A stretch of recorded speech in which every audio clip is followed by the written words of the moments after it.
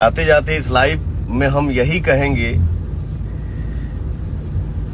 अच्छाई बुराई देखिए हम पे भी लागू होता है और आप पे भी लागू होता है। और जिस इंसान से अगर गलती ना हुआ हो, गलती ही ना हो, तो फिर वो इंसान नहीं भगवान हो गया।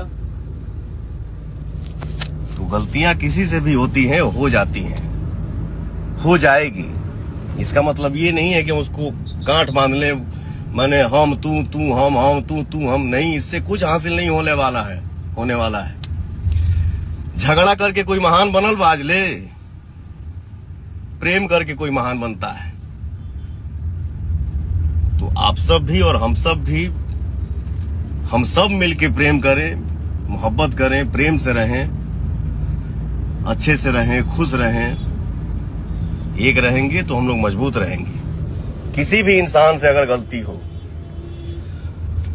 और उस इंसान को सिर्फ अपने गलती की एहसास हो जाए, वही इंसान महान होता है। इस चीज का हर लोग ध्यान दे, वो चाहे हम हो चाहे आप हो। ठीक है, आज के हमारा लाइव इतने देर के रहल है। ठीक है।